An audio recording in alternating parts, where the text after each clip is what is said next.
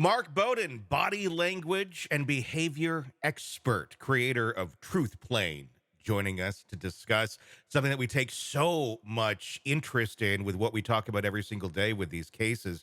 My God, Mark, there's a lot we can talk about here. Let's kind of start on an intro level on it.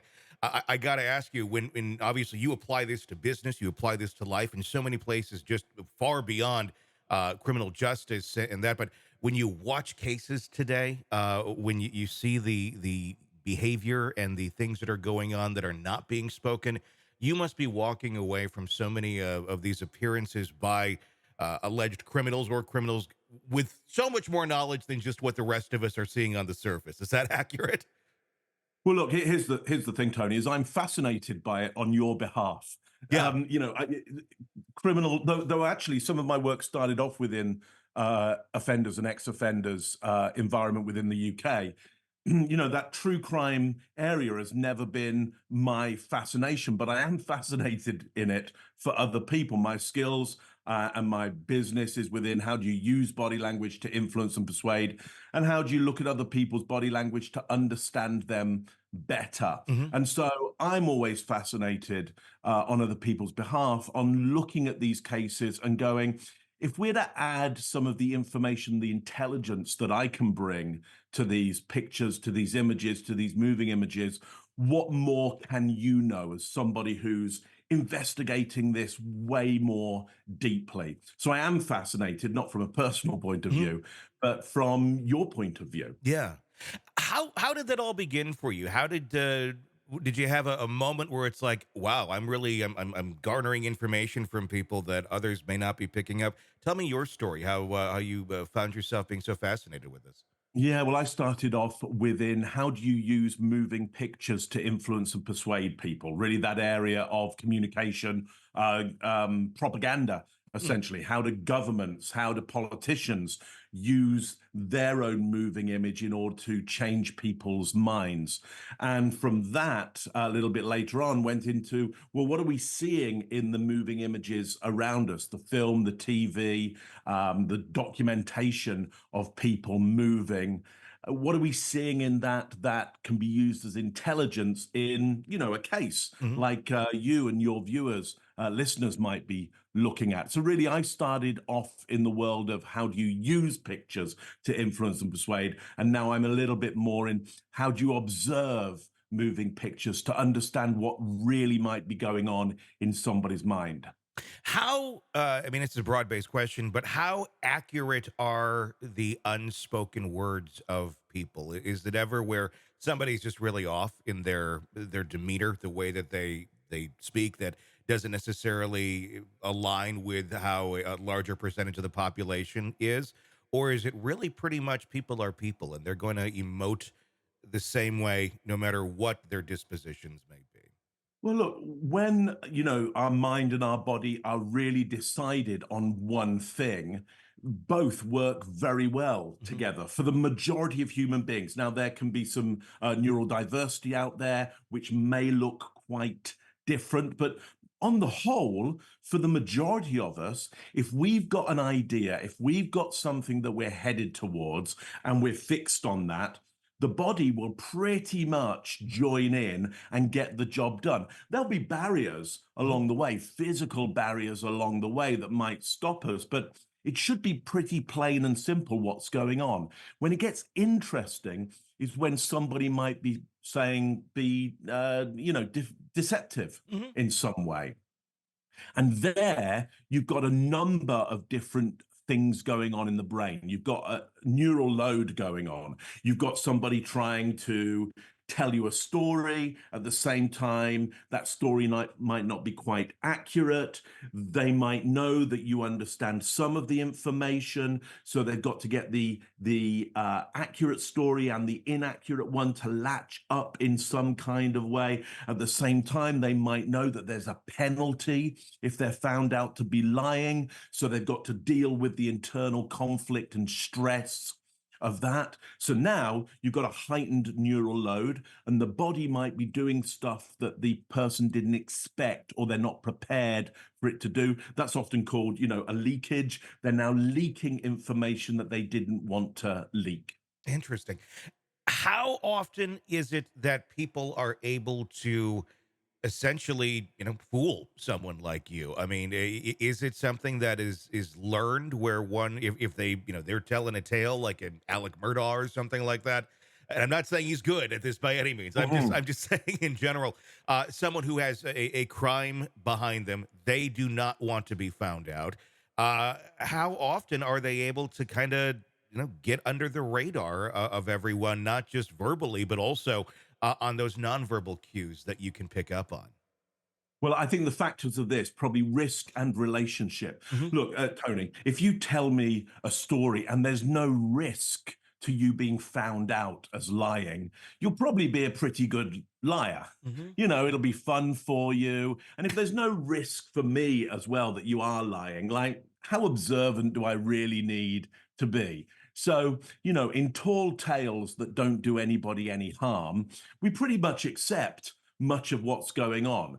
Now, let's put into this that there is a massive risk Hmm. to you being found out. Now your brain is having to deal with that risk. Now, having said that, you might be psychopathic. And I'm not saying you are, Tony, but let's just imagine that you are. Well, you now live in a world where you don't see so much risk. Mm.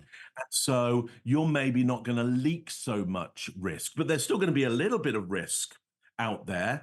And if we don't have a relationship where I really want you to be truthful, it would be a benefit to me if your tall tale was the truth, then I'm less likely to accept all the behaviors that are coming across. So, look, to put it quite plainly, you can probably lie to me pretty well if you don't feel there's very much risk to it and there's a benefit to me to accepting your lie, because I'm going to see and be looking for, less deceptive information. I hope that makes It does. sense.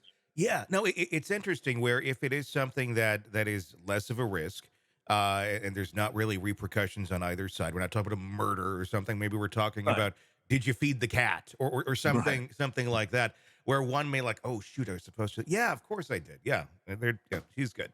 But I guess where it gets scary is when people who have committed horrible crimes and you get into that area of antisocial personality, where it's a psychopath, where it's a sociopath, borderline things of that nature, Mhm. where they're not assessing in their mind that there is a huge risk here, or that the impact of the statement or their reactions aren't what the rest of society sees it as.